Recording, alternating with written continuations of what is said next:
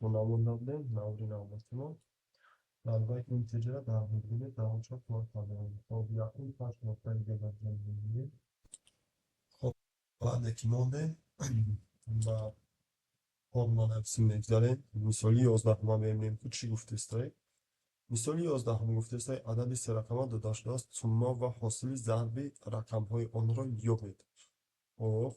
برمیگردیم به جای کد نویسیم برای ثبت کردن آنجا میگیریم در اینجا میمونیم اینجا پیشکی دو تغییر و بنده دیگه ایلوواش میکنیم. خب ورگ چرا ورگم کار نکرد زبان انگلیسی هم میمونیم یا تغییر و بنده ت یک تا F پیشکی ایلووا میکنیم برای که چقدر که درجه دیدسته میوزیم را کمی میکنم اناکت ت را می نویسونیم برابر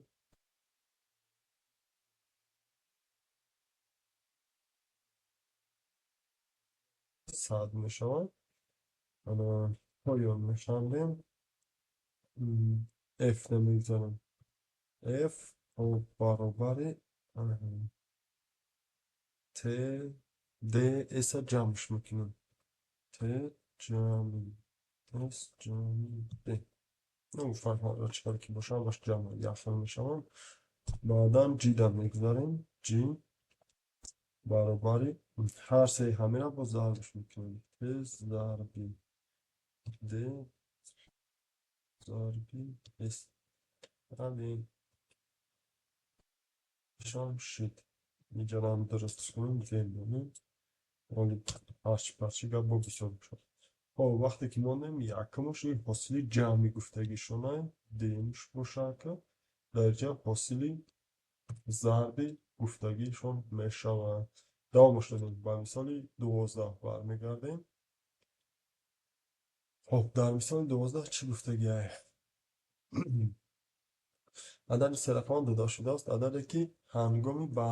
برعکس خواندن عددی داده شده حاصل میشود چاپ کرده شود. یک دو سه آوردگی باشه یعنی برعکس که خواند 123 باشه برعکس خواندیم 321 شود. باید جوابش 321 شود. انا میره اینو طلب کرده است. این که خودی جواب جوش میکنیم فقط پیشکی یا انا ایات خیلی زیاد با جوش میکنیم. خب اینجا ما باید بفهمیم که چی گپ شده است. F انا که اینجا ما قیمت را چپ نکرده در اینجا میمونیم. یکم ما در چی در کنیم؟ یکم ما اس میمونیم F برابر S بعدم خب آنه علامت هم میمونیم این علامت چی معنی داره؟ این علامت میگه که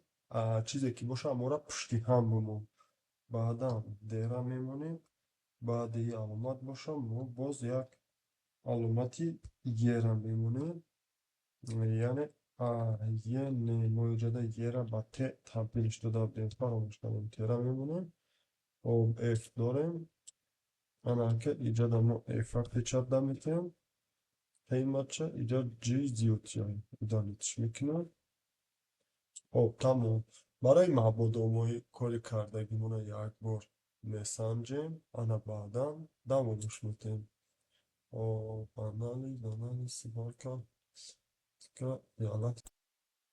سرش میتیم اینتجر انایده گفتگیم که عددی یکی میسنجیم عددی سه رقم داده شد ثم یک سه انا که جواب میبینیم جواب 11 سومش چوکی 9 برآورد ضربش را 5 برآورد میشه از اثباتش میکنیم برای چی؟ مثال 12 هم میبینیم شم 9 یک چوکی 0 برآورد است همین را از دیده اصلاح کردن کنیم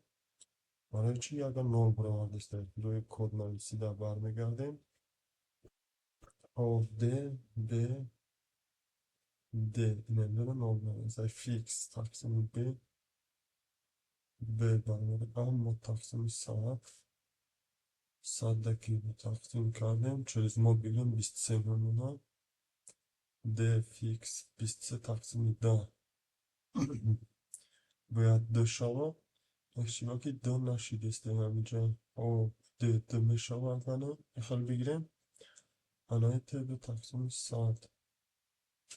الهمی نمیشه باشد ت با جای همین ت بفکریم که میگه و یک عادت تبدیلش بدیم با مسنجم یه بار دیگه اینتجر خب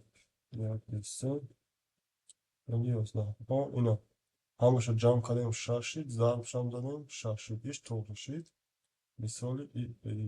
telishdi یک اینجا هم حالی هم کم بودی داره خب میرم باید اسموکش میکنیم بعدم با دامش میکنیم اینجا هم کم بودیش دارم میکنم اینجا هم میمونیم و بعدم اپلات کرد زاپسک و بگیم رفتیم دسته مثالی 12 انا چپ تنش برامد خب اونجا دا اونجا بود برای که من اینجا تکستی ده بمونیم بعد ای تحشمید بودم سه موندگی برای هم تحت خب ایش هم سنجیده نوبت مثالی 13 هم شده که برمیگردیم به کانسترکتور کد 13 مثال نگاه میکنیم که چی گفته استیم عددی سه رقمه داده شده است رقمی اولین عدد را از چپ گرفتن این رقم را در طرف راست عدد نوشتن عدد حاصل شده را چاپ کنید عدد اولین عدد را از طرف چپ گرفتن یعنی 123 از چپ گرفتیم اصوباره 231 باید شود و برای آسان شایی کورما در ایره کپیا کرده در جمع میمونم بعدا وقتی که کپیا کردیم بعدا جابجا کنیشه سر میکنیم و بیام همون گپون بشه فقط که ما این اینجا بعضی چیزا علیش میکنیم یعنی در اینجا دی میمونیم بیشتر اس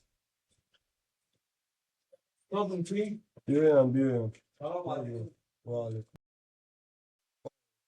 اما حالا که نویسوندیم انا د کد خیلی می نویسونیم همون بودگی و شاید فقط جور حالش میکنیم د اس ت میمونیم و یه بار میسنجیم بگیم اینتجر یک دسته انا که مثالی 13 چرا که میبینیم درست کار کرده است یعنی یک ای ایجا گرفت و آورد در آخر مون انا خود همین خیل دیگه مثالش هم در آورده بازی ما دیده میبراییم خب این 13 بود مثالی 14 هم میبینیم کد همین میشه در عموم فقط ما باید جای قیمت ها را تغییر میتیم تموم برای جایی که 14 دیدن مثالی 14 عدد سه رقم دو داشته است رقم اولین عدد را از راست گرفته این رقم را در طرف چپ عدد نوشتن عدد حاصل شده را چاپ کنید در ایده بگیریم چپنه همین کار ما باید در اینجا باید جوش کنیم برای همین کار اس اینجا میایم و ت ایجاد میشه د باشه در اینجا میایم میسنجیم انا که یک دسته چرا که میبینین ما ایرا کفو گرفتیم پیش آوردیم 312 شد اکنون مثالی 15 ای هم ایو یکم فرق که کلانی نداره فرمولا در عموم یخل میایم و کنترل کپی میاریم در اینجا میمونیم خب انا که در اینجا چی میگه ما میکنیم یه بار عدد سه رقم داده شده است عددی که هنگام جایگزین کنی رقم های صدی ها و دهی های عدد داده شده حاصل میشوند چاپ کنید مثلا یک دسته ما می نویسیم جواب ما باید 213 باشه یعنی گپ های عادی قطعی ای باین میگیریم پیش میبریم تمام این هم که گپ برای ای باین گرفته با پیش بروردن دی میویا ایجاشته باشه ایسی پیشینم بود تمام یعنی فقط بسن اینتجر خب یک دسته باید که درست باشه چرا که میبینیم همه کدوم به کم بودی کار کرد تا نواتای بعدی سربلند و پناه بود باشیم